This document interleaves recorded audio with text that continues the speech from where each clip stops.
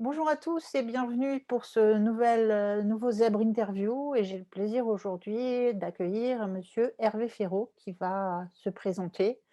Heu, Merci beaucoup d'être venu pour ce Zèbre Interview. Bonjour Monique. Ben, je suis ravi d'être là, moi aussi. Donc je me présente alors. Oui, Donc Hervé Féraud, encore une fois, ben, je suis un entrepreneur. Je me qualifie comme un entrepreneur puisque j'ai participé à la création de plusieurs entreprises et lancé pas mal d'initiatives au cours du temps. Et ce, en parallèle, c'est-à-dire en même temps avec une carrière de salarié dans des multinationales. Donc, j'ai eu des fonctions de direction de filiales dans des multinationales également. Et ben, aujourd'hui, j'ai lancé une société qui s'appelle ePepin. Donc, je l'ai cofondée, qui a pour objectif de détecter les talents des profils atypiques, tels que des hypersensibles, HPI, TBA, etc., et de les aider à mieux s'intégrer dans le monde professionnel. d'accord. Et quand est-ce que vous avez pris conscience que vous étiez différent, alors je ne vais pas parler de rayures parce que je sais que le terme zèbre ne vous plaît pas, mais quand est-ce que vous avez réalisé que vous étiez HPI et comment ça s'est passé pour vous? Alors, je l'ai réalisé assez tôt, mais de façon un petit peu abstraite.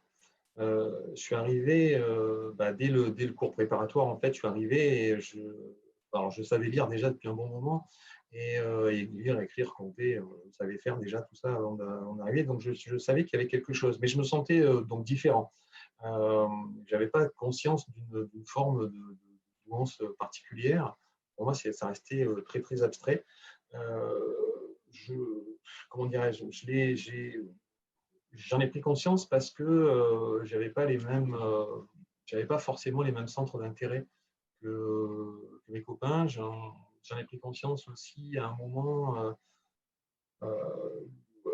Comment dire, bah, mes parents, je les entendais parler un petit peu derrière mon dos, quelque part. Oui, tiens, oui, Hervé, il n'est pas comme les autres. C'est pas un enfant comme les autres. Voilà, il parle beaucoup avec les adultes. Et, il est là, voilà, etc. Bon, non, pas comme les autres, quoi. Alors moi, au début, bah, je croyais que c'était. Vraiment, à la limite, presque, je culpabilisais parce que je n'osais pas demander. Je pensais que c'était parce que bon, bah, voilà, j'avais pas forcément beaucoup de copains comme j'aurais dû avoir, je sais pas.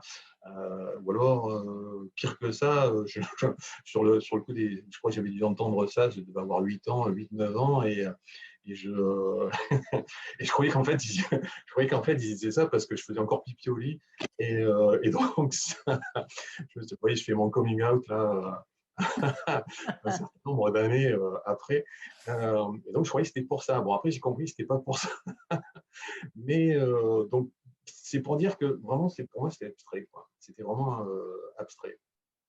Euh, voilà. Bon, je voyais bien que j'étais un petit peu plus. Enfin, ça fonctionnait plutôt plus vite. Je comprenais beaucoup de choses et beaucoup plus rapidement. Mais encore une fois, c'était franchement abstrait, quoi. Et ça allait rester longtemps, cette abstraction, jusqu'à ce que je commence à travailler quelque part. Euh, ouais, à peu près, quoi. Et là, quand est-ce que vous vous êtes dit: «Ben, effectivement, je suis HPI»? Alors, je me souviens vaguement d'avoir passé un petit test sur un bouquin. Euh, et donc, je m'étais rendu compte que les résultats étaient bons, mais ça ne m'a pas parlé plus que ça. Euh, Ensuite, j'ai eu un moment, j'avais un dossier qui était quand même très médiocre au lycée. J'étais dans un lycée de quartier assez défavorisé, dans le quartier nord de Marseille, et personne n'a le bac, quasiment. Et donc, j'avais aucune chance de rentrer de faire de grandes études, hein. Dans ma classe, on est très, très, très peu à à avoir eu le bac. J'avais postulé, donc j'étais pas pris dans les BTS, dans les DUT, des trucs comme ça.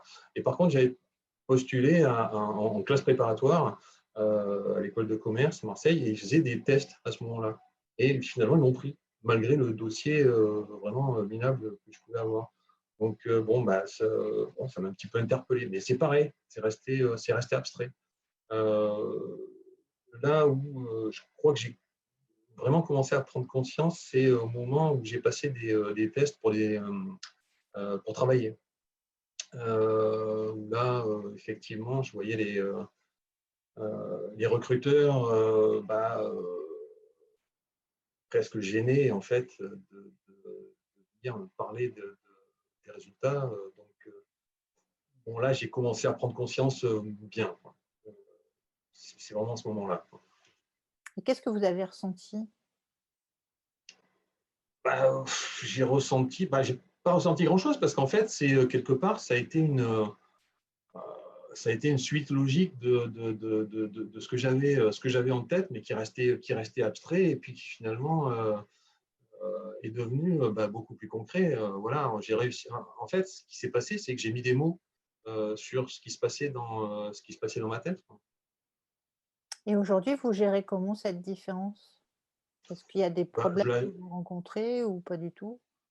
alors, je la gère plutôt pas mal parce que ça fait longtemps que je le sais. Euh, mais comment dirais-je alors déjà, j'en parle jamais parce que j'ai pas vraiment de raison d'en parler en réalité. Après, quand on m'en parle, j'ai pas de raison de le cacher non plus. Il n'y a pas, enfin, il n'y a pas à avoir honte de sa douance. C'est pas moi qui l'ai choisi. Hein, dire, je ne vais pas m'en excuser. Quoi.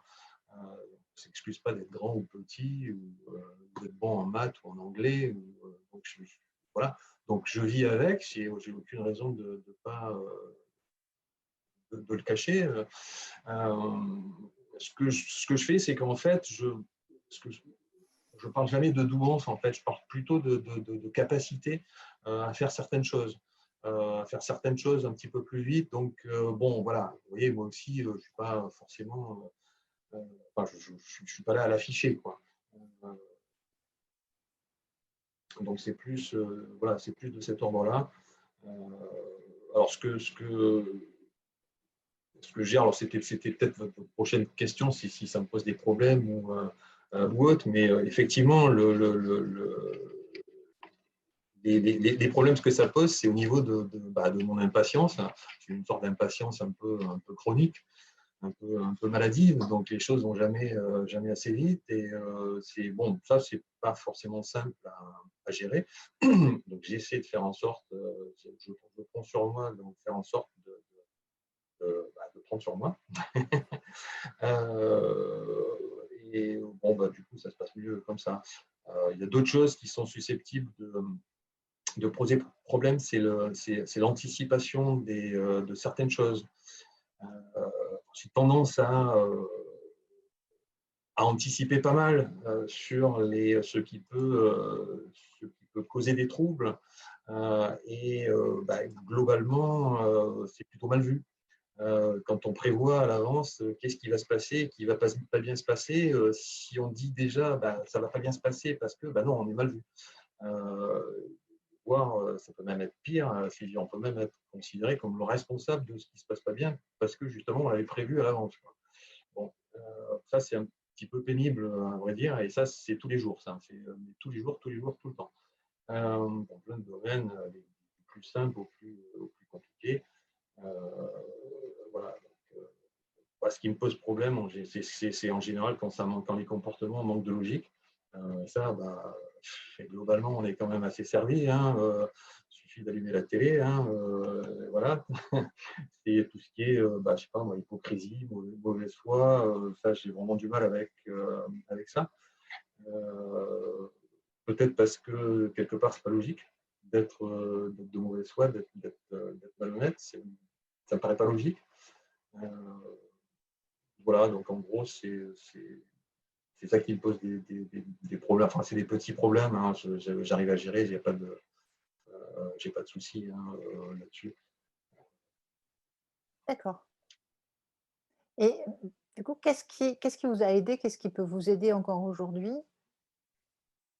Ce qui, euh, Alors, je pense que ce qui m'a aidé, en fait, c'est une certaine homogénéité dans mes capacités, qu'elles soient intellectuelles ou émotionnelles ou physiques. Je suis assez égal en termes de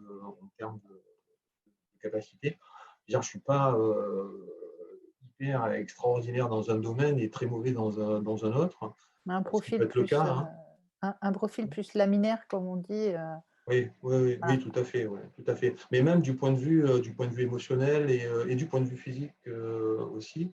Donc ça m'aide à faire la part des choses. Bon, j'ai aussi été élevé dans un milieu modeste, avec des parents qui savaient, qui étaient, voilà, qui savaient me remettre à ma place si je voulais en sortir, quoi. Donc, je ne suis jamais sorti voilà, c'est pas moi qui l'a ramené, quoi. Je ne pouvais pas la ramener, quoi. Et j'en suis ravi, quoi. Merci à mes parents de m'avoir apporté cet équilibre. D'accord.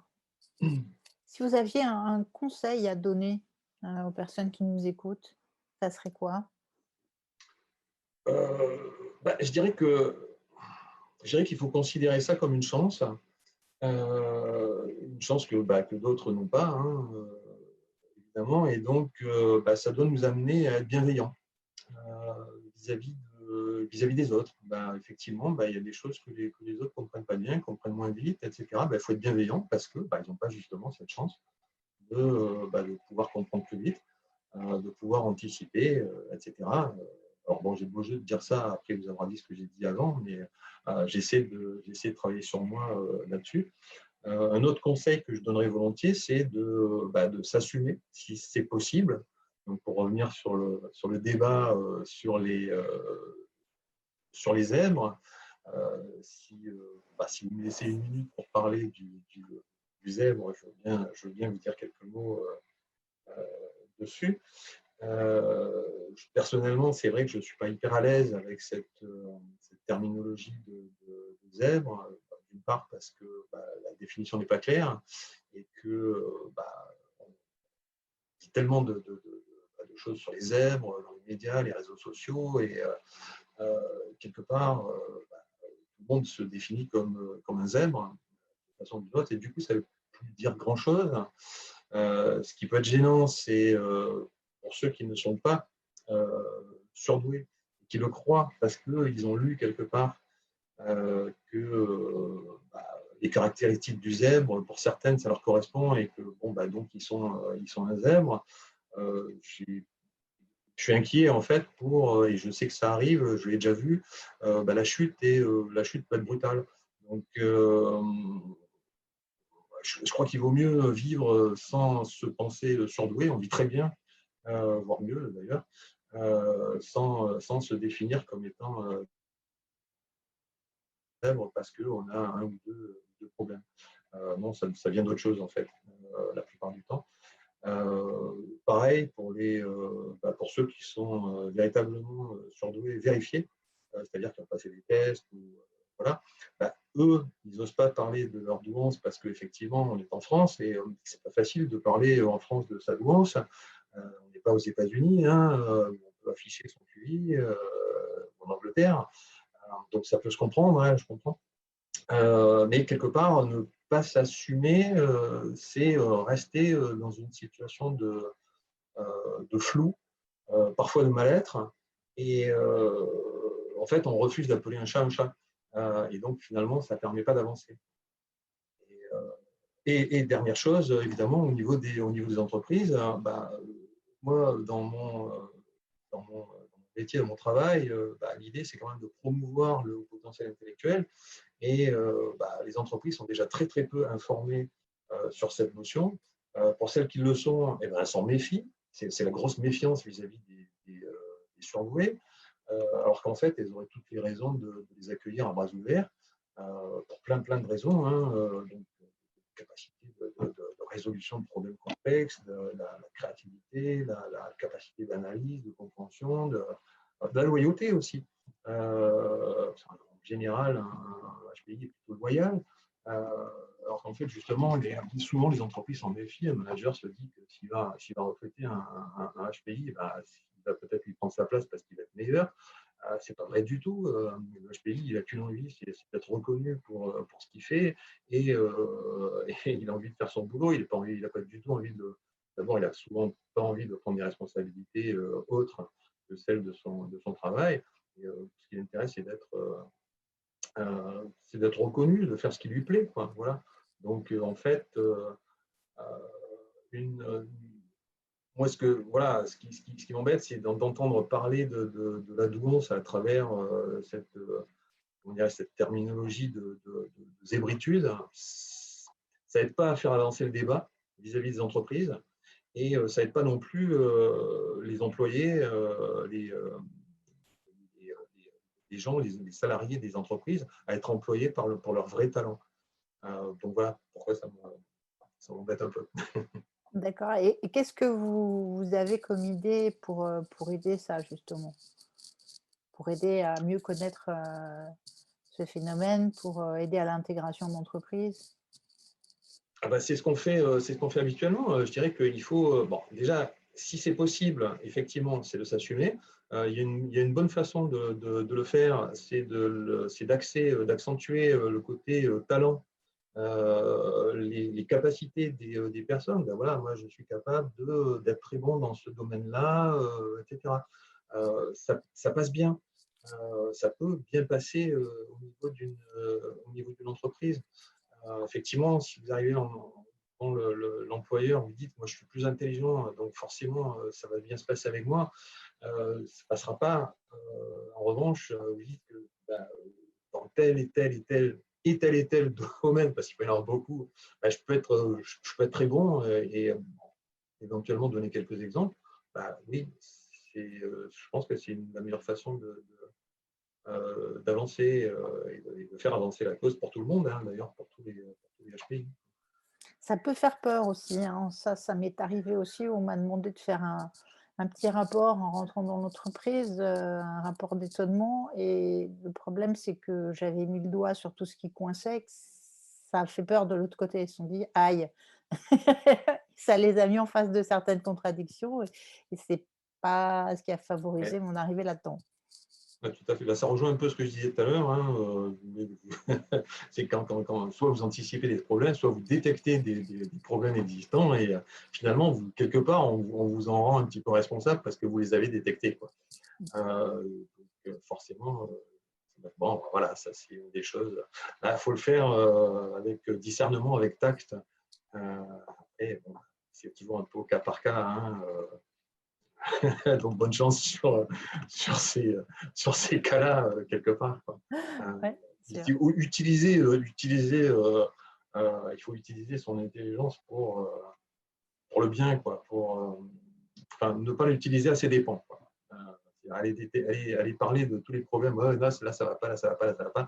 C'est pas utiliser, c'est carrément utiliser son intelligence à ses dépens. Donc il faut le savoir. D'accord, Faire des et compromis aussi. Pas hésiter à faire moi, je dis qu'il ne faut pas hésiter à faire des compromis. De temps en temps, ce n'est pas des compromis de fond. Les compromis de fond, on ne peut pas en faire. On ne peut pas faire un compromis sur les valeurs. On ne peut pas faire des compromis sur quelque chose qu'on n'aime pas. En revanche, des petits compromis de temps en temps, oui, ça va. Moi, j'ai entendu des HPI dire, mais moi, le manager, il ne va pas m'expliquer ce que je dois faire, hein, parce que je suis plus intelligent que lui, je sais très bien ce qu'il faut faire. Non, ça, il ne faut pas le dire. Voilà. Et d'accord. c'est des exemples vrais, quoi, hein. Mmh mh. C'est pas, voilà. Et alors pour conclure, quelques mots. Bon, pour conclure, je dirais que encore une fois, c'est une grande chance, hein. Moi, quelque part, non seulement c'est une chance, mais en plus, ça m'a permis personnellement de rencontrer plein de gens, mais hyper intéressants, quoi, vraiment des discussions très, très, très intéressantes, vraiment très intéressantes, quoi, de haute volée, Euh, c'est souvent me retrouver en fait avec d'autres personnes et parler de sujets qui sortent un petit peu de l'ordinaire et où on se rend compte que bah, finalement on est sur la même longueur d'onde, on se comprend bien, on se comprend tout de suite, on arrive à se finir nos phrases, on sait ce qu'on va dire, et puis finalement on est créatif parce que bah, il y a des synergies dans les façons de penser. Quelque part, c'est une bouffée d'oxygène, quoi. Euh, Donc, bah, faut pas hésiter à aller dans des groupes et d'autres personnes et voilà et puis communiquer avec eux. D'accord. Eh ben, merci beaucoup pour ce très intéressant témoignage. J'ai été ravie de, bah, à l'occasion des interviews de faire votre connaissance et je pense qu'on a plein de sujets à discuter ensemble. En tout cas, merci beaucoup d'avoir accepté de participer Merci à et vous, avec plaisir de reprendre les échanges à un autre moment. Merci avec beaucoup. plaisir également. Au revoir. Merci. Au revoir.